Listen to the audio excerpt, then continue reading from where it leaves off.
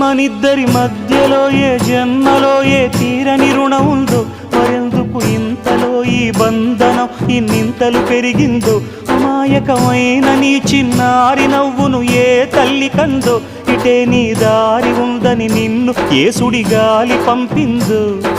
పాపం పుణ్యం దేవుడికెరుక, పేదకు దొరికిన బంగారు కణిక, పాలు వెన్నా లేవని అనక ప్రేమను తాగి తెరగవె చిలక. వలేసే పాడు లోకం కంటపడక ఉండు నాయనక, ఇలా నా గుండెలోనే గువ్వల కొలు ఉండిపోయింక. ఇటేకొస్తే ఎమున్నైనా నిలేస్తానే, మరింక ఏ కీడు నీ వంక రాలే.